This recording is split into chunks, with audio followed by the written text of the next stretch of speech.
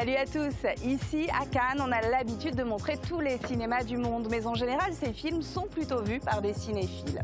Cette année, le film Black Panther, composé à 100% d'acteurs noirs, a convaincu le grand public. Retour sur un phénomène culturel avec Axel Simon.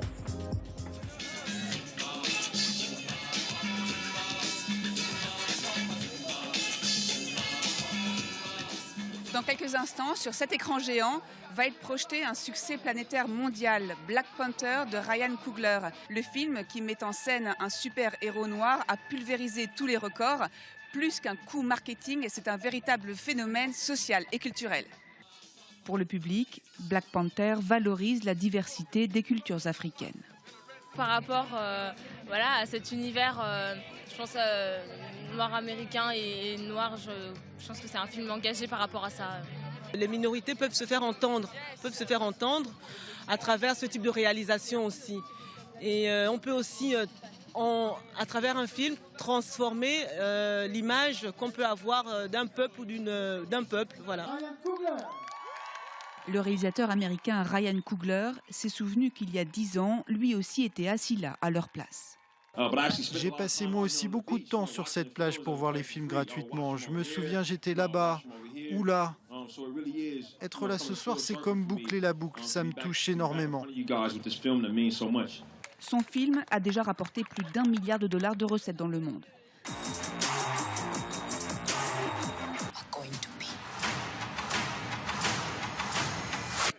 Il a fallu des années de travail dans l'ombre pour financer, vendre et distribuer le cinéma afro et faire évoluer les choses. C'est le cas d'Efuru Flowers, qui a créé sa propre maison de vente et de production. Notre objectif et notre mission, c'est de représenter le cinéma afro dans un espace où on ne nous voit pas beaucoup et on n'est pas nombreux à être représentés. Être cette société qui dit « Voilà, on vous propose ce contenu-là, de qualité, pour une audience internationale ». 2 films sélectionnés font l'événement cette année. Rafiki, premier film kényan présenté dans l'histoire du festival, et Black Landsman de Spike Lee, connu pour son engagement pour les droits des Afro-Américains. Des œuvres qui offrent une vision réaliste et contemporaine sur la communauté noire.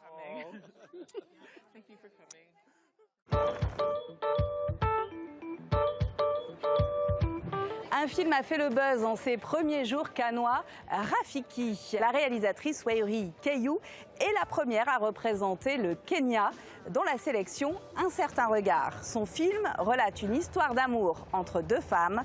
Il a été interdit dans son propre pays.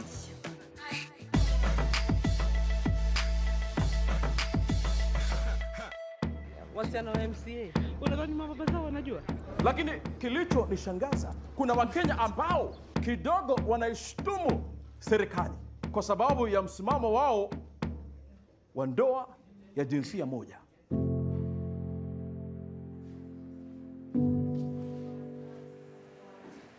Bonjour, enchantée de faire votre connaissance. Merci, moi aussi.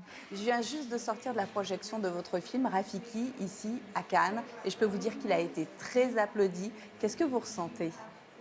Je suis très excitée, très impatiente, parce que nous voulons vraiment avoir un impact sur le public de Cannes. Nous voulions faire partie de la compétition et pas seulement être projetés à Cannes. Nous voulions être le chéri du public. C'est ce que j'espère.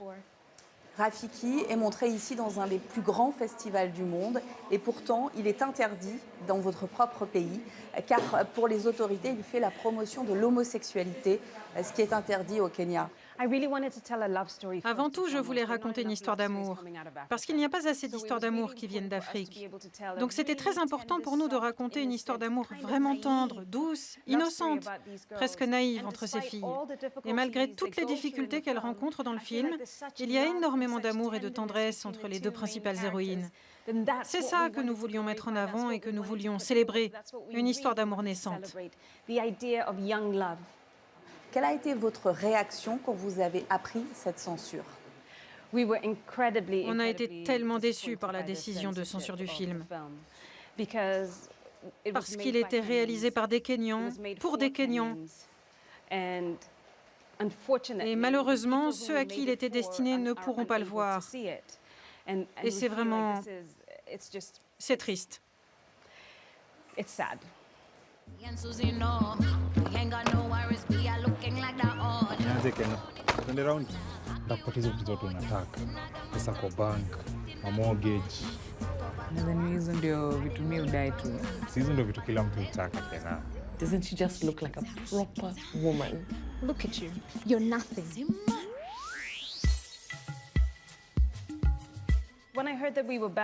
Quand j'ai appris qu'on était interdit, j'ai ressenti une multitude d'émotions. J'étais frustrée, j'étais déçue, j'étais blessée. Et je savais que ça allait entraîner plein de problèmes, et pas seulement pour moi, mais aussi pour ma famille. Ils n'ont pas fait le film, mais ils ont été mis dans le même panier par le gouvernement. Et c'est quelque chose que vous ne souhaitez ni à votre famille, ni à tous ceux que vous aimez. Mais mon mari va bien, il s'est débrouillé, il a survécu. Vous avez étudié aux États-Unis. Pourquoi êtes-vous retourné au Kenya pour faire vos films? Je suis inspirée par mon pays, je suis inspirée par ses habitants, les lieux, les odeurs, les sons, les goûts du Kenya, de toute l'Afrique en réalité. Et c'est de tout ça que je veux parler avant tout. Ça ne veut pas dire que je ne veux pas raconter d'histoires ou tourner des films ailleurs dans le monde, mais je suis inspirée avant tout par le continent africain. Comment voyez-vous l'avenir pour les films africains? Je pense que l'avenir de l'Afrique est joyeux et qu'il est plein d'espoir. Et ce qui m'a donné de l'espoir, c'est cette image de jeunes femmes africaines qui montent les marches, de jeunes femmes africaines qui présentent leur travail et qui trouvent une place ici, parce que je crois que nous avons notre place ici. Merci, merci beaucoup et bon festival de Cannes. Thank you. Thank you.